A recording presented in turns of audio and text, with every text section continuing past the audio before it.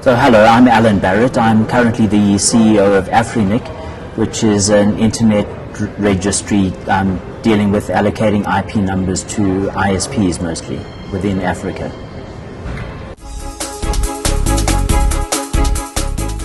Very late 80s, 88, 89, somewhere around there, I was a lecturer at the University of Natal in the electronic engineering department. I'd done my master's on computer communications, and one of my colleagues had told me that there was this idea of connecting some of the South African universities in an email network, and so I was very keen to get involved. I was introduced through email to Mike Laurie and some of the other people from Rhodes University in Grahamstown, and the universities already had an organization called Uninet, which had a little network of 64K lines going around the country, and there were multiplexes to reduce the 64K down to multiples of 16 kilobits, and we were able to get permission to use one or two of these 16K time slots for our experiments. We started off with sending email using serial lines, so not even TCP/IP. We used Kermit over serial lines, and so I had a computer in Durban which would dial out over the serial line, send some commands to this multiplexer network to connect it up to a computer that they had in Grahamstown. I think it was a Cyber, and then we transfer files using the Kermit protocol, and inside the files would be email messages. It was entirely internal. It was just the universities being able to send email to each other. At least the part that I was involved in was purely internal. But at Rhodes they had a FidoNet link which let them get international traffic. I'm not sure of the timing, whether that was already in place when I started getting involved. I think it might have been. And so they had a gateway from the FidoNet network into this mainframe system, which would then be able to send files to other universities around the country. I also had another international link over DECnet. We had a VAX computer which was able to use an X25 network to connect to another VAX somewhere in the US at a university we were collaborating with, and so we could exchange email that way as well. And so we ended up writing gateways to get from one system to the other. The addresses were a lot like phone numbers. It started off with some digits that identified the country, and then some more digits that identified your computer on the network. I mostly did things myself. I had permission to use these computers and the old serial line network, but I was really doing all the work myself at that time. And we used UUCP, which is a system that Unix computers had to exchange files with each other, and there was email built on top of that. So I think that was probably the first international link that we had. At some point we had UUCP links to some of the commercial users around South Africa. At the time I got involved, there was already a community of people using Unix networks over dial-up modems within South Africa. And one of them had some international modem links, so we could get email through that way as well. So there were several mechanisms. We could go through Rhodes with the Kermit link, which then went over FidoNet. We could go over X25 with the DECnet link, or we could go over modem to some of the other commercial users in South Africa. The next level was we set up a TCP/IP network just between the universities. not even connected to the outside world.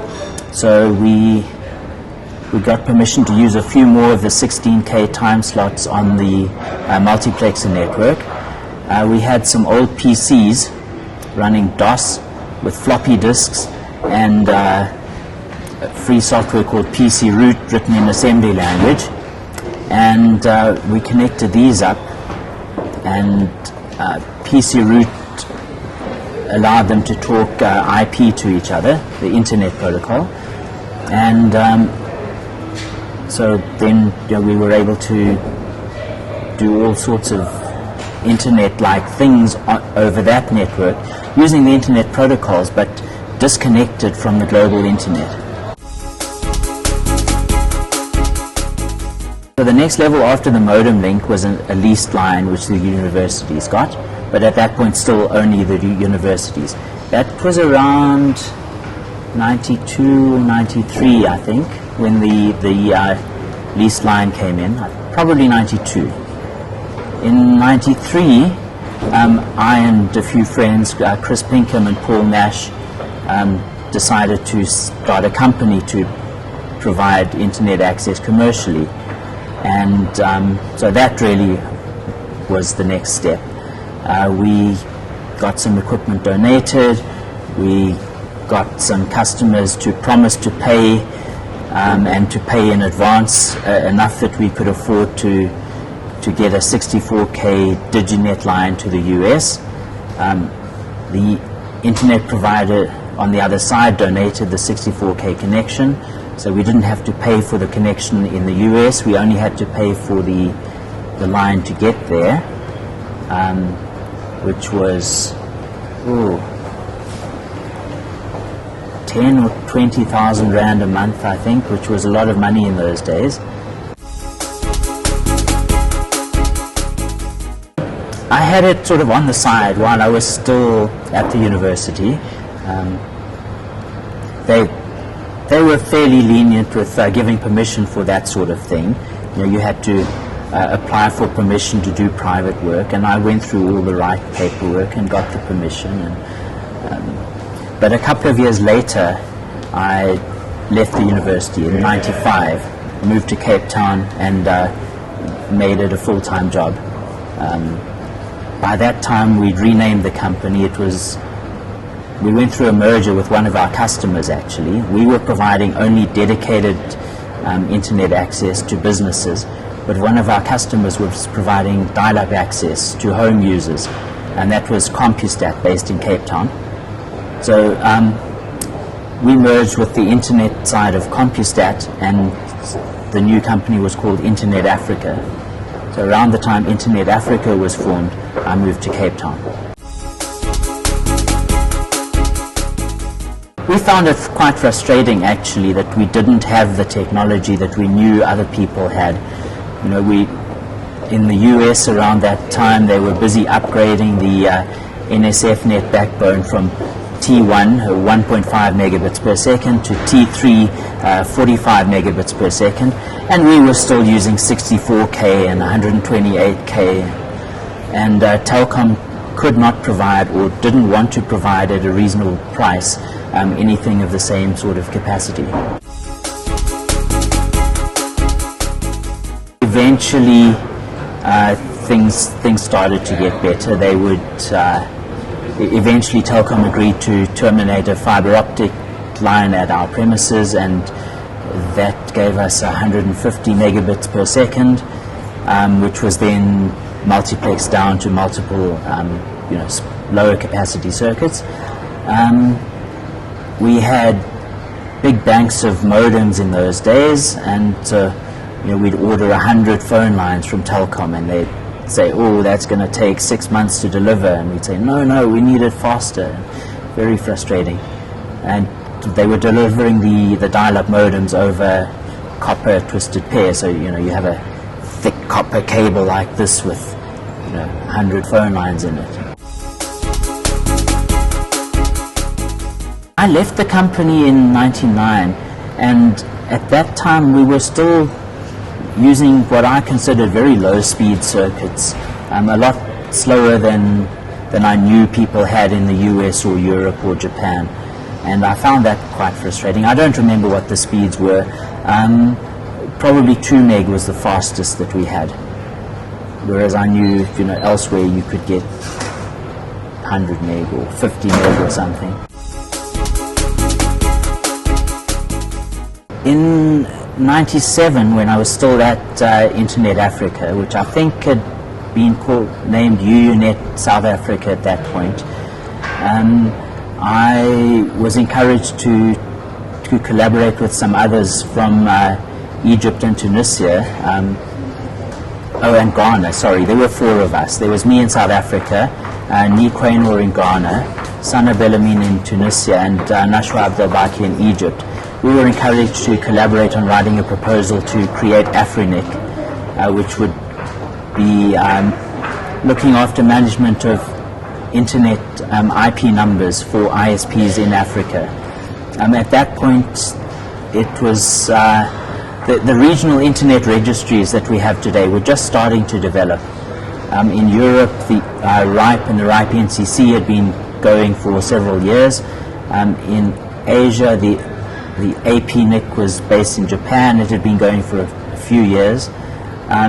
In the US, it was still done by the Central NIC. I forget what it was called in those days. There were several contractors and it changed names.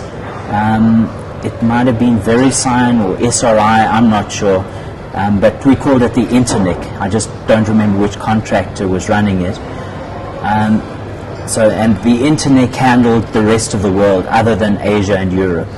So people from Africa would go to the Internet in the US to get their IP numbers.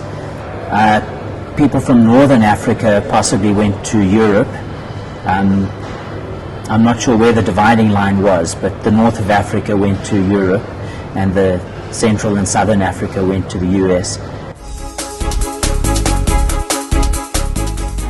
The main reason for creating a regional internet registry was to decentralize the job of handing out IP addresses to ISPs and universities and businesses. So AfriNIC's reason for existing is to do that. But more broadly, we're interested in internet development and training people in what the internet is about, encouraging research, encouraging development, and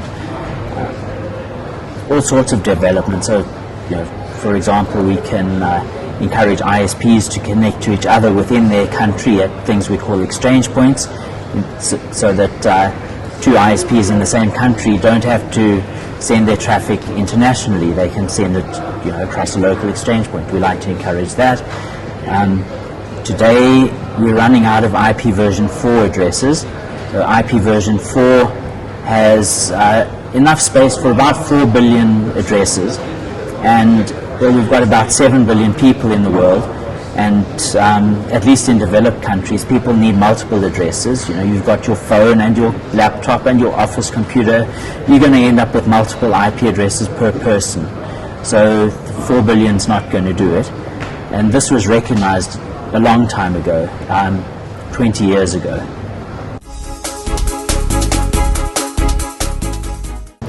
Okay.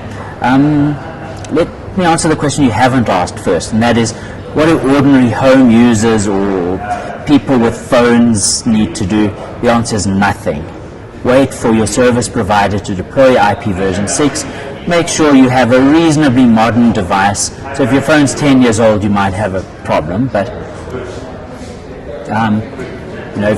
if you bought your phone or your laptop within the last few years, then it already supports IP version 6 as soon as your service provider enables it. If you're a business, you need to make sure your internet service provider supports IP version 6, and make sure that your websites and any public-facing services support IP version 6. Your internal networks are not that critical. If your internal networks are stuck on IP version 4 for a while, not that critical, but please, if you're a business, make your website and anything that you do for the public support IP version 6 as soon as you can. well, everybody watching this knows that they can use the internet to get all kinds of information, to keep in touch with family, to find long-lost friends from high school that you've forgotten about. Or I read a story today of someone finding a long-lost friend from kindergarten. So that sort of personal communications is obviously changing things. Access to information is important. You can read the news, you can watch movies of events. When I say movies, I don't mean entertainment, I mean videos of live events. You know, if there's a airplane crash, then someone's going to have their phone out and take a video of it, and you're going to be able to watch that. We couldn't do that 20 years ago. We couldn't even do it 10 years ago because not enough people were using the technology. Well, in the early university network, Vic Shaw was a big motivator. He was working at the FRD, the Foundation for Research Development, which has now been renamed. I forget what it's called today. So he was a big supporter. He didn't get involved in the technical side, but he supported us. Mike Laurie at Rhodes also was very supportive, and Mike had a good team at Rhodes. There were, I remember, 2 technical people there. Jacko, his full name is quite long, and Dave Wilson. Dave Wilson did the FidoNet gateway, and Jacko did a lot of the mainframe stuff, I think, but I think it was more complicated than that. They shared responsibilities. Within the commercial network, I think Paul Nash and Mark Elkins were early users who motivated me to get connected. Paul was later one of my partners in Internet Africa. We found it very frustrating that Telkom wanted to prevent us from building the internet. They had their voice network and their X25 network and their frame relay, and my impression might not have been accurate, but I had the impression that they thought that should be enough, and who needs this internet stuff, and they'd allow us to use it, I suppose, but the legal situation was unclear. We didn't know whether we were allowed to use it for commercial service. There was a rule about third-party traffic. If you were connected to Telkom's network, and you had to be because they were the only player, then you could run your own business over it, you could provide service to customers over it, but you couldn't use what they called third-party traffic, which involved relaying between somebody who wasn't your customer. And I managed to come up with an interpretation of the rule where we said, no, we weren't doing any third-party traffic. It was all for ourselves, for our customers.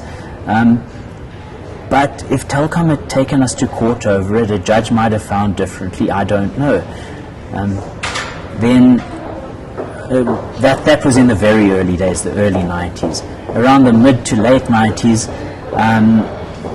Telkom set up their own network. They formed Intercom and SAIX, they called it, and so they wanted their own internet service.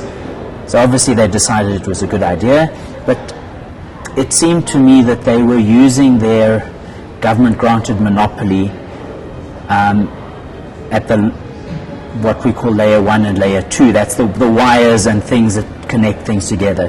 They had a monopoly on that, and it seemed to me that they were using their monopoly to give them an advantage in the area of internet service, and perhaps they were cross-subsidizing one part of the business with another, which we felt was unfair. And the Internet Service Providers Association was formed partly to fight against Telkom in those days, because we thought Telkom was unfairly restricting our business and unfairly cross-subsidizing their internet business from some other parts of their business. Telkom's still the only one who has copper going into your house, and if you have an ADSL circuit from one of the other ISPs, not from Telkom, it's still Telkom's copper, it's still Telkom's DSLAM. The provider that you think of as your ISP is actually buying an ATM circuit from Telkom, and so we still don't have proper competition. There are lots of things, lots of directions from which we can approach the issue. Mobile broadband is very big, but it's still expensive in many markets, and especially roaming is expensive. So perhaps the governments could be encouraged to regulate interconnection between mobile operators. Cross-border connectivity can be a problem. You have two neighboring countries where ISPs in one country want to connect to ISPs in another country, but somebody's preventing them from digging a trench across the border and putting a fiber optic cable in that trench. So that's something that we can work on. A lot of users are tied into ISPs which provide very limited internet access. For example, they might be providing a university with only 8 or 16 IP addresses for the whole university with thousands and thousands of students.